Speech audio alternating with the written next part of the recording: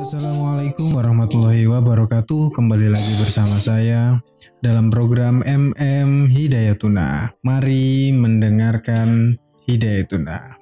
Kali ini kita akan membacakan berita atau tulisan yang ditulis oleh Widya Resti Oktaviani.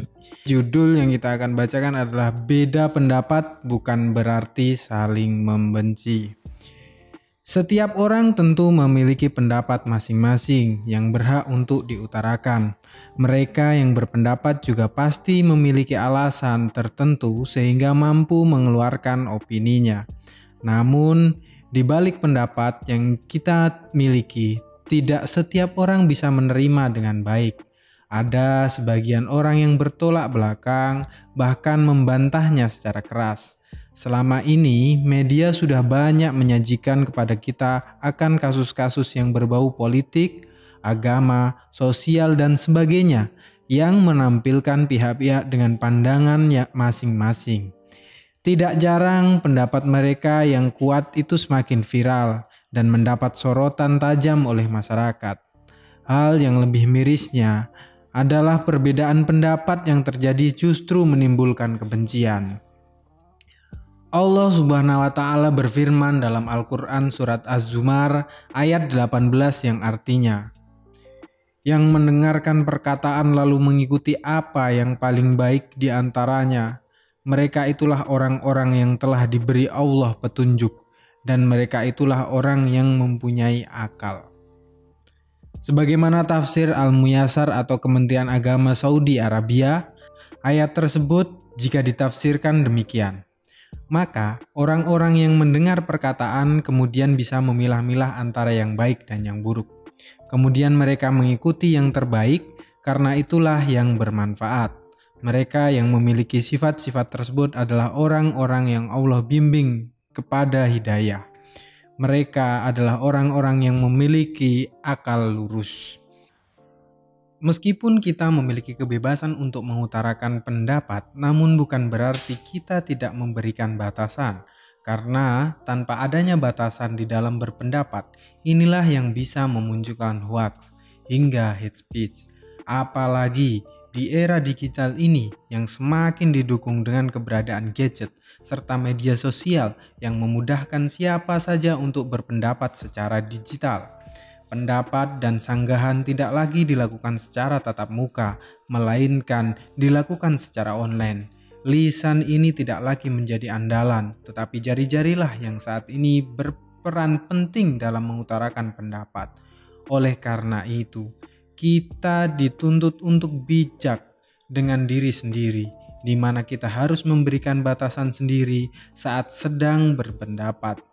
Penting untuk mempertimbangkan secara matang sebelum menyampaikannya, serta mempersiapkan landasan yang jelas atas pertanyaan kita. Bahkan di dalam Islam sendiri telah mengatur bagaimana etika kita ketika berpendapat. Sampaikanlah pendapat dengan kadar kemampuan dan pengetahuan yang kita miliki. Jika memang permasalahan yang dibahas tidak sesuai dengan kompetensi kita, maka akan lebih baik jika kita diam. Melibatkan sifat fanatik buta terhadap suatu doktrin atau ajaran berpotensi untuk memunculkan perpecahan, di mana ia sulit untuk menerima pendapat yang hadir dari sumber lain. Ia merasa paling benar dan paling unggul. Melalui hal inilah yang kemudian mampu untuk merubah pandangan hidup seseorang menjadi skeptis. Orang tersebut memberi batasan yang sangat ketat untuk pandangannya. Bahkan mereka enggan untuk mendengarkan dan menerima pendapat orang lain yang dirasakan bertentangan. Sedangkan melalui sebuah perbedaan, ini bisa menjadi pintu gerbang yang akan mengantarkan kita kepada ruang diskusi. Kita bisa saling bertemu dan bertukar pikiran untuk kemudian menarik suatu benang merah dari perbedaan pendapat tersebut. Namun, karena adanya sifat fanatik inilah yang menjadi tembok pembatas menuju ruang diskusi, sehingga yang ada hanyalah mempertahankan pendapat masing-masing tanpa bisa saling sharing. Ujung-ujungnya rasa bencilah yang timbul karena pendapat lawan tidak sesuai dengan cara pandangnya. Kita harus memahami bahwa perbedaan adalah rahmat dan harus dihargai. Agar tidak muncul konflik maupun rasa benci di dalam berpendapat, maka hargailah setiap pendapat yang kita terima. Terlepas pendapat tersebut bertentangan dengan kita atau disampaikan oleh siapa. Menghargai bukan berarti menerima dan melaksanakan pendapat mereka, tetapi menghormati bahwa mereka juga berhak untuk menyampaikan suatu pendapat. Semua keputusan akan penerimaan suatu pendapat adalah tergantung masing-masing orang. Mengingat adanya perbedaan adalah rahmat, sehingga sudah sepatutnya untuk dihargai dan diambil hikmahnya. Menyampaikan sebuah pendapat bukanlah hal yang dilarang. Setiap orang memiliki hak yang sama untuk menyampaikannya. Namun, alangkah baiknya jika sebelum diutarakan, pendapat tersebut sudah diolah secara matang dan siap untuk disampaikan. Kita juga harus menghargai pendapat orang lain.